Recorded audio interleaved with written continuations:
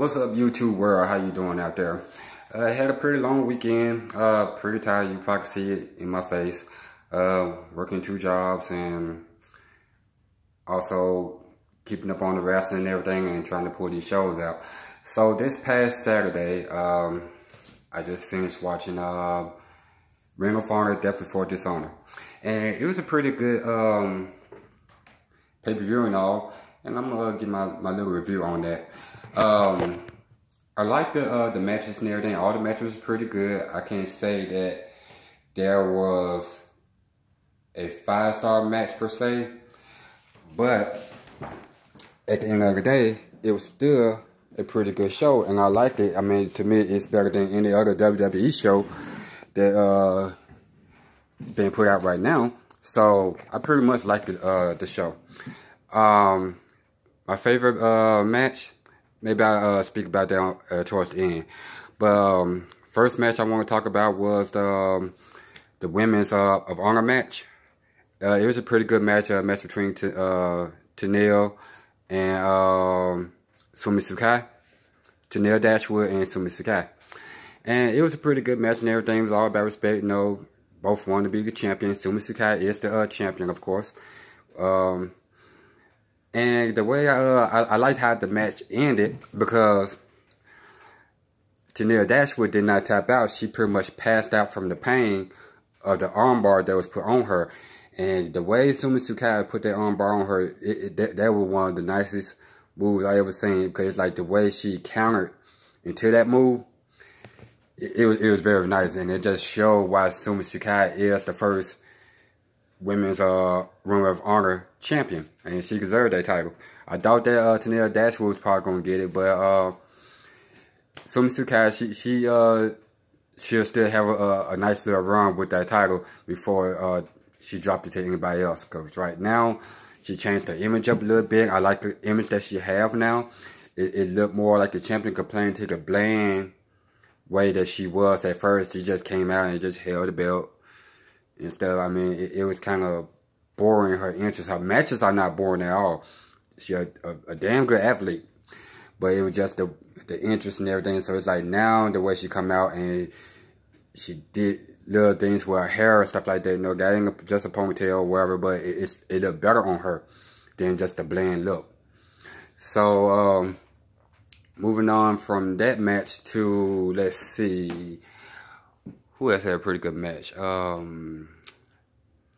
Punishment Martinez. He had his match with Chris Sabin. Pretty good match also. Punishment Martinez, he have a lot of potential, and he's going to be great in the long run. It's rumored that he's signed with NXT. So it's like good news and bad news at the same time, because the good news is, okay, he's with NXT. He's going to make more money. More people are going to see him. And he's going to have a lot of improving to do, which I believe he will. He's an awesome big man. If you never heard of Punishment Martinez or seen him perform, you're missing something. You're missing a great big man the way that Barry Corbin should be.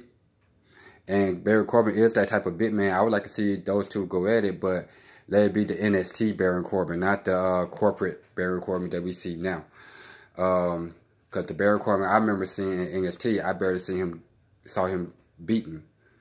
And it's like when he hit the main roster, he losing more, and he just killing off his character. So hopefully they don't do Punishment Martinez that way whenever he hit the main roster. But as far as the NXT roster, oh, he's going to do very well in that. And I'm excited to see him in that role. I'm just not excited to see him go to the main roster if Vince McMahon is still running the company. The same way I feel about War Machine, who is now called the War Raiders, Adam Cole, people like that. Okay, let's see. But yeah, it was a pretty good match and everything. He still maintained the title. But eventually, 2 days later, he lost the Ring of Honor television title to Jeff Cobb, who I'm very just hyped on. I love me some Jeff Cobb, because Jeff Cobb is just awesome. His moves, his matches, I just love that guy. And that guy is going to be money. And I'm pretty sure WWE going to try to sign him also, and he's going to end up signing, which you can't blame these people for signing with WWE because they still have families at the end of the day, and WWE just pays more. They really do. They pay more than any other wrestling company out there. So if they have the chance to make money like that, can't blame them for going to WWE. Now, people like Cody, Bullet Club, period. I really feel they should not ever go to WWE because I feel that right now they're making more money away from WWE than they are, well, that they would if they was to go to WWE. That it would just kill them. Because like Young Bucks, they're making pretty good money. Cody is making pretty good money. Kenny Omega is making pretty good money off their matches and their merch alone. So when you have things like that going for you, you shouldn't have to leave. See, Punishment Martinez, he didn't have that going on for him. His shirts and stuff are probably selling, but they're not selling like LIJ or Bullet Club or people like that. They're not selling like that. Jay Lethal, their merch is not selling like that. So you can't blame him for dropping ship to the NXT to make more money. I don't blame him. I would do the same thing. Regardless of how crappy WWE shows have been and the crap that they put out, is they still make money at the end of the day. But yeah, that was a pretty good match and everything. Saw some awesome moves off of Punishment Martinez. Chris Sabin, he actually hung in there with Punishment Martinez as long as he could. And at the end, Punishment Martinez lost. Jeff Cobb came in, pretty much let him know that he's earned his title, which he happened to win 2 days later. So Punishment Martinez did drop the title to Jeff Cobb. Not at Death of Dishonor. It was 2 days later. He dropped the title, so he's not the champion anymore. It's now the Hawaiian King, Jeff Cobb. Now, let's see, who else was next? There was a couple other good matches. Kenny King versus, that was actually the first match. Kenny King versus Jushin Thunder Liger. I'm not really sold on Kenny King. I don't know why I'm not sold on him. I seen him wrestle. And I seen moves that he did and stuff like that. And he have nice moves. It's just for some reason, I'm just not sold on Kenny King. I don't know why. I'm trying to like the guy.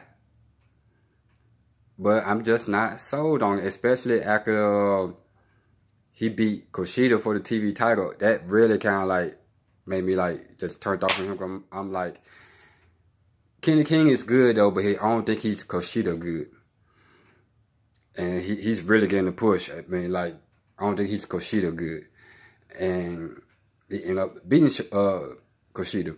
And on top of that, this match, he ended up pinning Jushin Thunder Liger. He's taking the heel turn, which I think that would probably make me like him even better compared to him being a face.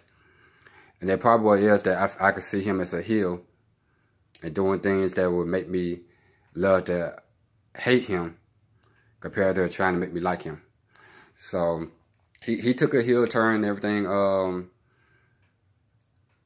It was something that it was some move. It caused Jushin Thunder Liger to hurt his back, and the back was the main story of this match. So Jushin Thunder Liger hurt his back. And he kept doing moves with the back being hurt, like the super flex from the top rope. He did all these type of things, causing more damage to his back. So it was like some point in the match, Kenny King acted like he was helping Jushin Thunder Liger up and everything, showing good sportsmanship or whatever. And all of a sudden, he just picked him up and spine busted the crap out of Jushin Thunder Liger and pinned him. So that was a shocking victory to see. That happened with Jushin Thunder Liger losing to Kenny King, with Jushin Thunder Liger being such a legend. He don't wrestle quite the same as he used to in his younger days. You don't see as much as a high flying. He's more grounded, but he still put on great matches. and I think he still got it. He's, to me, actually still capable of winning anyone's middleweight or light heavyweight or cruiserweight title anywhere. He's still more than capable of doing that and putting on great matches. So that was a bit disappointing to see that Kenny King was booked to beat Justin Thunder Liger. But I liked how they did it because he did it in a slime ball type of way. So that's going to be very interesting to see Kenny King's heel turn. Ever since his little ordeal with Austin Aries, he haven't been quite the same since. So let's see how that goes. What is next? The Bullet Club versus Chaos. Bullet Club is Cody, who is the American Nightmare, the Young Bucks, as Jim Washington said, the Bucks of Youth. Yeah, I love Jim Ross. Go JR. But yeah, it's Cody, the Young Bucks, Adam Page, and Marty Scurll, the villain. Those four. Going against the Rainmaker, Kazuchika Okada, the Stone Pitbull, Tomohiro Ishii. Who else was in that match? Yo and Sho, who are Roppongi 3K. And I'm quite sure that I'm missing one more person that was with Bullet Club. And I definitely apologize because Rocky Romero was with Chaos also. So who could have possibly been? I can't really remember. Maybe I'm making a mistake. But I do remember him being in that match. But that was a great match also. It wasn't 5 stars, but Cody is the man right now. I mean, and I know WWE see that they dropped the ball on that with Cody. This man is pretty much a triple champion, and I don't think that an NWA champion ever held multiple titles like that at one time before, because the NWA normally don't allow the world champion to hold multiple titles. Because it's like, okay, once you world champion, you focus on this title. So I guess they changed with the times and everything, because Cody is not only the NWA World Heavyweight Champion, the 10 pounds of gold, he is New Japan's IWGP US Champion, and he is Ring of Honor's 6-man tag champions with the Young Bucks. And the Young Bucks hold 2 different titles. They hold the 6-man ROH world titles, tag team titles. And on top of that, they hold the IWGP heavyweight tag team titles. Young Bucks, those guys stay with belts also. It's very rare that you see the Young Bucks without some type of title, because it just don't look right. Young Bucks keep a belt on them, and it's been like that for years. Who else? Yeah, that was a pretty good match. Tomohiro Ishii, that guy is tough as nails. I mean, like, he has done things that I haven't seen no one else do. Like, you know how Cody does that disaster kick, right? The move that when he jumps off the rope and he turns around and he just pow, kick you right there in the kisser. Well, he hit Ishii with this move, and Ishii just turned his head and looked at him like, what was that? What was that? That's all you got? I mean, I seen this guy take, I can't remember who did it. I think it was Juice Robinson or someone in the G1 Climax. This guy took a drop kick from the top rope and he did not go down. And Ishii is no more than probably like 5'10", 5'11". He might be around 240, 250, because like he's built like a truck. Like he got that old school look to him, like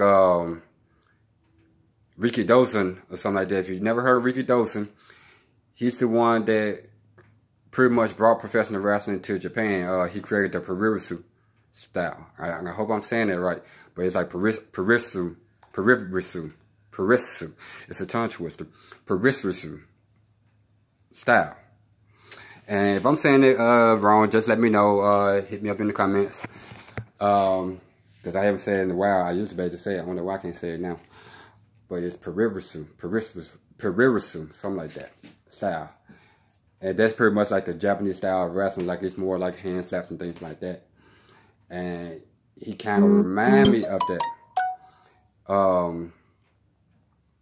Like he just had that old school mentality to him. And I don't know how old he is because he look old, but he don't move like it. He don't move like it at all. Like that guy is tough as nails. I mean, he hits hard, very hard to beat. If you beat that guy, you are very good. And normally, Kenny Omega, people like that, they beat him before, but they have a hard time with him. Cause that guy is tough as nails. That dude, I love me some Tomohiro Ishii. That guy is awesome in the ring. I mean, just hard hitting, old school, in your face. I mean, it's just it's nice to see. I would love to see him go up against anybody because I know it's gonna be a good match depending on who he's going against. Okada didn't really do much in this match because he already. I'm assuming the reason why that he didn't do much in the match was because he already have to go back to Japan or go to Fighting Spirit. So the Fighting Spirit was in America, not Japan. But go to Fighting Spirit, perform there in a one-on-one match, which is going to be grueling anyway. We already know that Okada matches have grueling one-on-one matches when he does, especially if it's a main event. So he really didn't do too much in this match, but he did enough. I mean, you got what you got out of him, but they were smart not to let him wrestle so hard. But Young Bucks they changed their theme song, and I'm not gonna say I don't like it just yet. It just have to grow on me, cause I'm so used to the old theme song in Ring of Honor. The one in New Japan, I really don't care too much for it. But the one that had Ring of Honor, I love that theme song more. But with the new theme song, it's nice because they got the background and the Titantron and everything. And they pretty much debuted it at All In. So I just have to get used to hearing that theme song, let it grow on me. Because I listened to it by itself. I put it up on YouTube and listened to it. And it's actually a pretty good theme song. It just gonna take some used to hearing Young Bucks come out to that. So it'll eventually grow on me. SCU, same thing with them. They changed their theme song. Kind of hate that they did it. But I listened to the new theme song. It's actually a pretty good theme song also. It's just as with them, same thing as Young Bucks theme. It's gonna just take some time to grow on me. Because I really like the old theme better. But eventually, that's going to be a throwback and going to be used to hearing Young Bucks coming out to this theme and SCU coming out to the theme they're coming out to now. Because I listen to both by themselves on YouTube and they actually sound pretty good. Just going to take some getting used to. Jay Lee, Bullet Club won that match. So, love that match. Nick Aldis, he do have to challenge for the NWA title, which is going to be the rematch back in Nashville is coming up. And it's going to be a 2-out-of-3 fall. So he feel that Cody win was a fluke.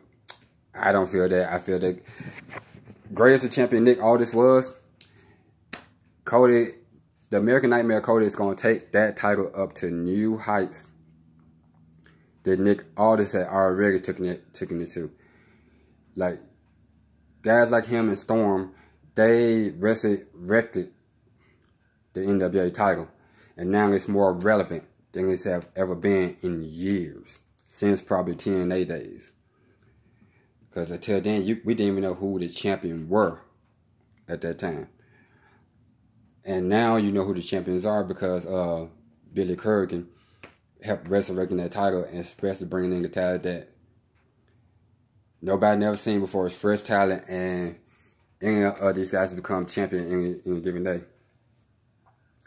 So when Nick Aldis was the champion, he brought that title to even greater heights than what Storm did. And now with Cody being champion, he's been a triple champion on top of that.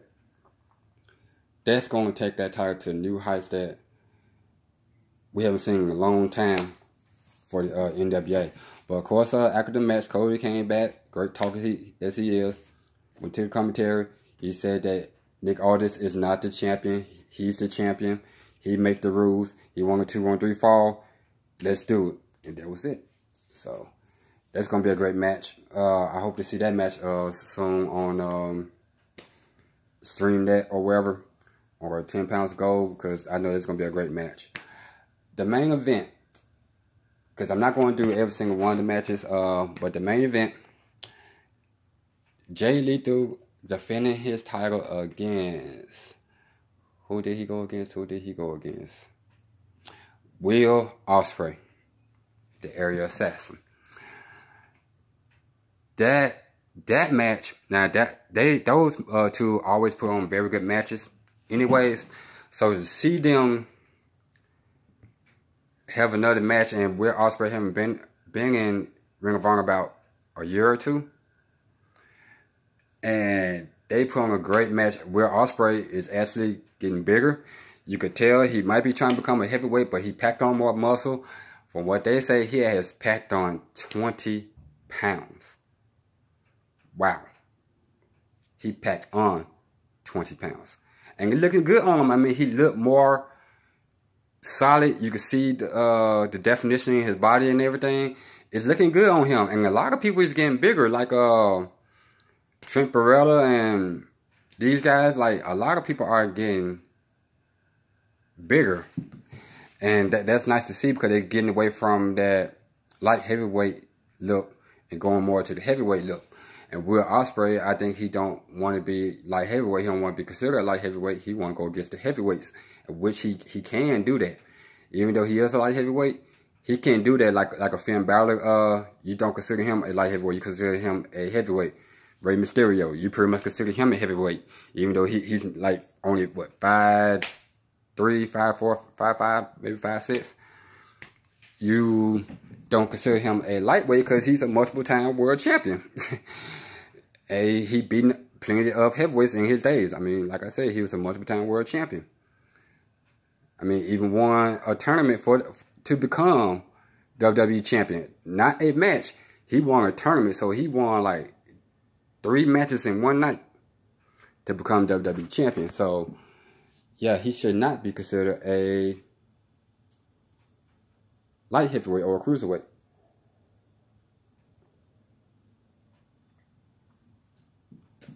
It's just water. That's it. Just water. If one was in that purple cup, it's water. I love water. I drink water all day, every day. I just love it. I love me some water. I mean, you can ask anybody that I work with. I keep a bottle of water on me, and I drink that, go to the water fountain, fill that back up, come back, drink that, and I keep doing it. I try not to do it as much because eventually I'm going to have to go to the bathroom, and with the type of jobs I have to be at my computer desk more than 90% of the time. Except for, like, of course, your bathroom breaks, your regular breaks, your lunch period. But and if you have to make an important phone call, which shouldn't be too much, that's pretty much it. So yes, it's just water. Everybody know I love water. That knows me. I love me some water. But yeah, that was a pretty good match. It was high flying. It was off the chain. They was countering moves after moves after moves after moves, and that was just amazing to see. The counters and just the athleticism of Jay Lethal and Will Ospreay. Those guys are must see. And I love me some Jay Lethal, man. I love that theme song. I love how he wrestles like that. That guy, he came a long way, because I've been watching him ever since he was a Black Machismo at TNA. And to see him go from the X division to probably the best wrestler in the world, I mean, he's up there. Like, if that's a top 10 wrestlers in the world right now, he's in that top 10. Probably in that top 5. We already know it's like Kenny Omega, AJ Styles, Cody, people like that. Jay Lethal is in that realm of talent. Top 5 to top 10. He's in there. But yeah, that was a great match and everything. He won, hit him with what's called the lethal ejection. I love that move. I mean, because like when he hits it, it's like he puts so much torque into it, and he really snaps those people's necks. When he it looked like he's snapping their necks when he does that move, and I love to see him do that move. But yeah, so he won that match. But overall, I would rate the match probably not the match, but the pay-per-view as a whole, because it wasn't any 5-star matches. You probably had like 4.5 matches, 4.7, 4.8, things like, but not that quite that 5-star match. None of these matches that was saw on that pay-per-view is going to be memorable. Nobody's going to remember any of those matches. You might remember the Sinsuki versus Tenille Dashwood, because Tenille Dashwood passed out from the pain and did not tap out. You might remember that match, but any other matches, it's nothing too memorable. But it wasn't a bad show. It was a great show. And like I said, I give that show probably like a 4.5 overall. Great show. I've seen them do better pay-per-views. But, I mean, I'm not complaining about the show. I'm not complaining about it. I loved it. I enjoyed it. I can't wait to see this Jeff Cobb versus Punch Martinez match, because I'm going to review that match also, because I'm very excited to see that match. I haven't been able to find it yet, but somewhere down the line it's going to come up. Hopefully before the week is up, it will come up. They had another show, but I wasn't going to review that show. I'm going to start reviewing Ring of Honor shows, but mostly going to be like the pay-per-views.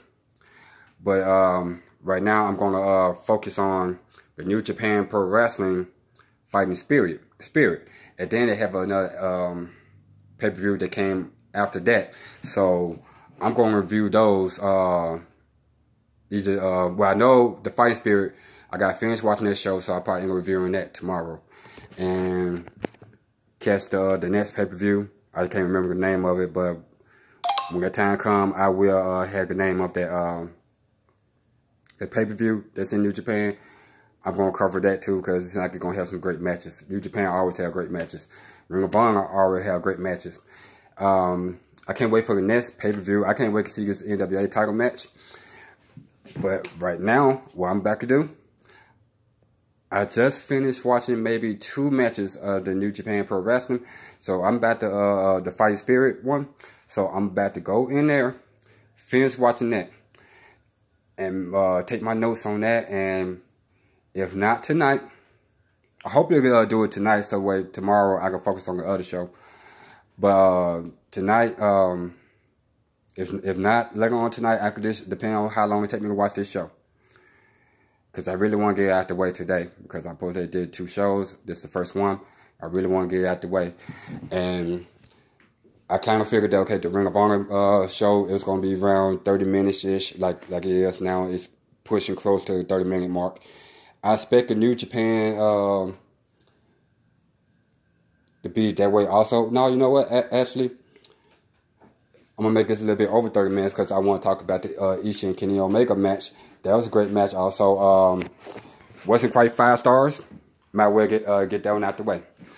So it's going to be, this show is going to be the Ring of Honor Death Before Dishonor reviews, plus the Ishii versus Omega review, and the Tatsuya Naito versus Minoru Suzuki. So let's go ahead and get those out the way now. Put these all in this one show, and from now on, Ring of Honor is going to be just Ring of Honor. Unless it's Ring of Honor versus the world, Ring of Honor versus New Japan, or whatever, it's going to be just one topic. If it's Ring of Honor topic that I'm talking about, it's going to be specific Ring of Honor. When it's New Japan topic, which like the next show, after I watch Fighting Spirit, it's going to be pure New Japan. Same way with WWE, pure WWE. NXT by itself. If TNA does something that catches my eyes, that also. But anyway, the match between Ishii and Kenny Omega, great match. I say that was like a 4.7 match. Also, Ishii did some things again that I was not expecting. He doing hurricanranas, like he was matching Kenny Omega moves for moves. He was doing knee triggers, V triggers. I think it's called V triggers. He was hitting Kenny Omega with those, which you weren't expecting. I'm quite sure you don't want to catch a V trigger from Ishii coming at you, the Stone Pit Bull, because he's gonna come at you like a pit bull. And like I said, he actually did a Frankenstein off the top rope, which I was not expecting out of Ishii. I did not know Ishii could be that athletic because I'm so used to seeing him being so smash mouth. And he really took it to Kenny Omega like he always does. It's just something about those strong type of wrestlers, they give Kenny Omega trouble. Like Michael Elgin did. People like that, they just seems to give him trouble. But with Ishii, he still finds a way to beat him. But I don't think he ever beat Ishii back to back. Like he beat Ishii at the G1 US title tournament, where he became champion. He beat Ishii there. Then the G1 Climax this year, Ishii beat Omega, which guaranteed Ishii a title shot in the first place to go against Kenny Omega. So that's how he ended up getting that title shot. So, but at the end, Kenny Omega was able to turn back Ishii. And he is still champion right now. I think Omega gonna have that title for a long time. He probably gonna have it all the way up to Wrestle Kingdom. Not sure if he's gonna drop the belt to Hiroshi Tanahashi. I don't think he should. Hiroshi Tanahashi, he had his title runs and everything. This is Kenny Omega time. Let Kenny have it. But it's also rumored that his contract gonna be coming up too. So let's see how things work. Hopefully Kenny Omega don't make a turn to WWE, because I really don't want to see him there, because it's going to be crap. And Vince McMahon wouldn't know what to do with Kenny Omega, because if you want somebody to be the face of your company, Kenny Omega is that guy. He is that guy. He reaps money, he reaps ratings, he reaps championships. He reaps putting asses in seats. Kenny Omega is by far the best professional wrestler in the world right now. Right now. I guarantee you that any match that's going to be match of the year, majority of his matches are in there. Especially one with Chris Jericho and things like that. So, the next match, Minoru Sinsuki versus Tetsuya Naito. This was at Destruction also. The Ishii and Omega match, there was a Destruction in Hiroshima. I forgot where this Destruction was, because it's like 2 or 3, 4 different Destructions where they go all over Japan and perform. It wasn't Tokyo or nothing like that. It was some a city, a part of Japan I never heard of before. Because the only parts I know about Japan is Tokyo, Yokohama, and it's another one that I can't think of right off the bat. But it's at least 3. Right, Hiroshima.